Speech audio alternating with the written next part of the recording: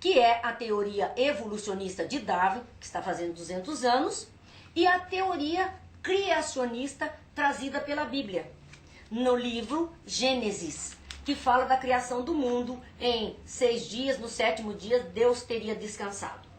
Então são duas teorias que rodam o mundo, que as crianças podem até tomar contato, que elas podem entender. E lá em casa, dentro do seu contexto religioso, ela entender uma ou outra, ela conseguir até unir as duas, porque o Espiritismo fez isso. Ele uniu as duas teorias. Deus é a fonte e ele une as teorias para seguir a evolução num mecanismo perfeito. Mas nós não podemos impor a nossa forma de ver. Existe uma realidade científica e existe uma realidade no território sagrado que a Bíblia vem trazendo. As crianças devem ser apresentadas a tudo isso e fazerem as suas opções, os seus entendimentos, organizarem debates dentro da classe, porque as crianças elas aceitam bem estas coisas e vão falar da sua forma de entender Deus. Isso é o mais importante. O que é que as escolas, na verdade, precisam com urgência? Não é fazer catequese. Não é levar apenas um enfoque para as aulas de ciências ou admitir. Isso foi capa agora da revista Veja deste mês, sobre a questão do criacionismo nas aulas de ciências. Nunca que as aulas de ciências poderiam ter o criacionismo.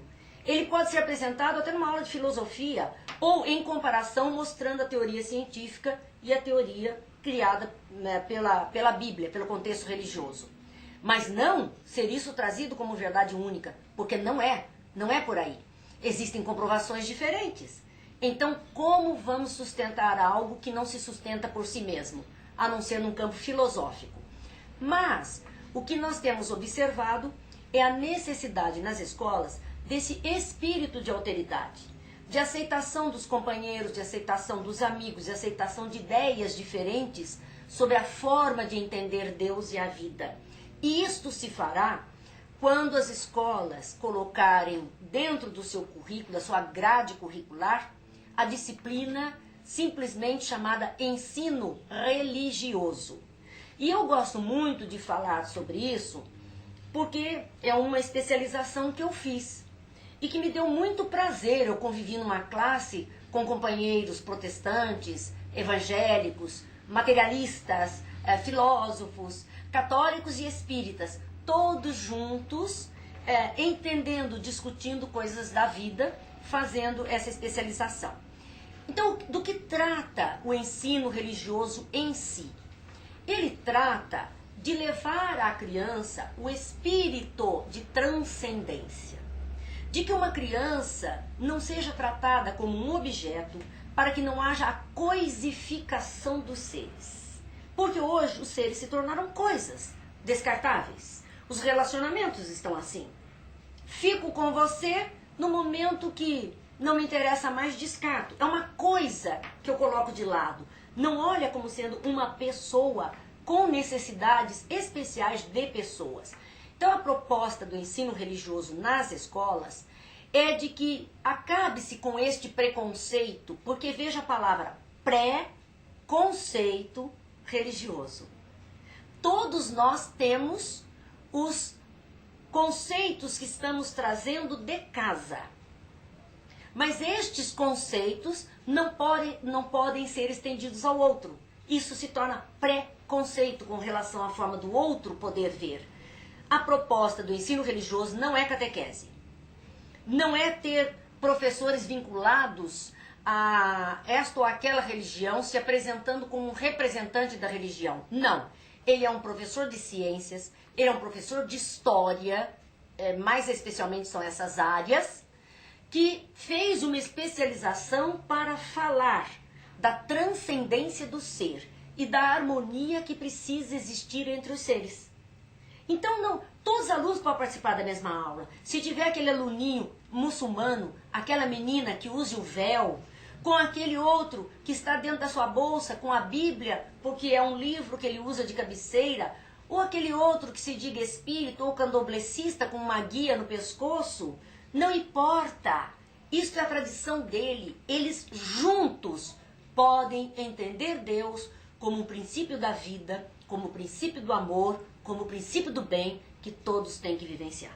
Pois é, Marina, nós estamos chegando para o final do nosso programa, mas eu vou deixar ainda um pensamento que eu gostaria que você nos ajudasse a refletir sobre ele, que existem as leis de Deus, né? Que aquelas leis que foram escritas por Moisés, depois foi até reajustadas e explicadas, esclarecidas por Jesus, né? E a lei que os homens continuam fazendo, decretando, votando para colocar o homem no seu devido... Para colocar ordem nas coisas. Né? E agora precisa de vir uma lei do governo, do homem, para punir quem não respeita a lei de Deus do outro, né? É um absurdo a gente pensar que chega um momento em que a lei humana tem que tomar providência, tem que entrar em cena para garantir os direitos. Esse direito sagrado de honrar ao Pai, de aproximar-se do Pai.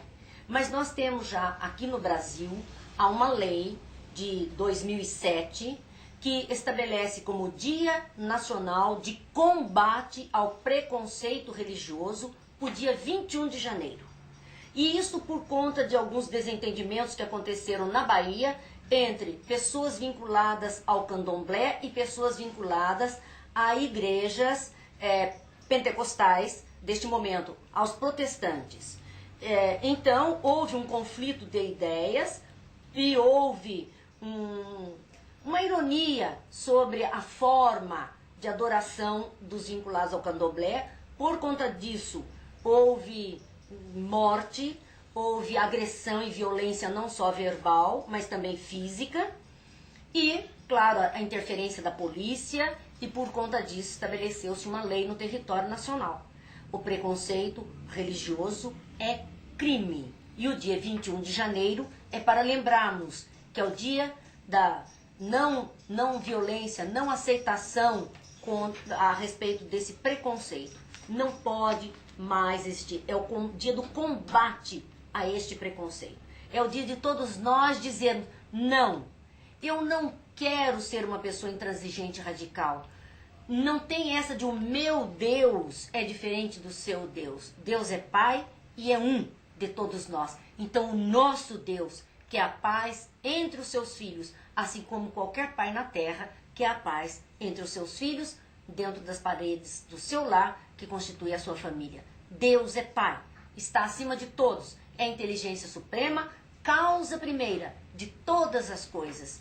E é por conta disso que precisamos nos olhar a todos como irmãos, como criaturas vindas do mesmo Pai, seguindo os caminhos conforme a maturidade de cada um, mas conforme cada um consiga se expressar. Que Deus seja louvado, que Deus seja honrado, que o Senhor seja abençoado, não importa as nossas expressões, mas que haja luz e paz em todos os corações.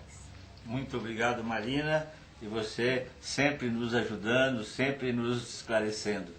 E nesse dia de hoje, que você falou do combate, eu acho que nós não podemos esperar, também esperar um pouco deles, né, porque eles são os líderes, né, que são os líderes religiosos, né, o bispo, o pastor, o chefe da congregação. Nós temos que começar de nós. Eu não sou preconceituoso, eu não vou mais fazer isto, porque nós sabemos que isso não vai nos ajudar. Então, eu acho que é por aí, né, Marina? Acredito que sim. E esse combate não é um dia de luta, não é ir às ruas para pichar o outro, agredir o outro. Não é isso. O combate é o combate que Jesus falou do bom cristão. É o combate pelo amor, pela entrega, pela aceitação. É mostrar a face que o mundo ainda não conhece.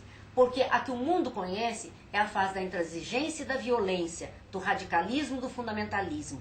A face que Jesus nos pede para mostrar é a face do amor, da caridade, da complacência, da benevolência. É esta a face. Nós precisamos de um mundo mais fraterno, mais solidário. E isso depende só de cada um de nós, de colocarmos em prática o bem, o respeito, a solidariedade e a vontade de viver, e que seja bom para todos.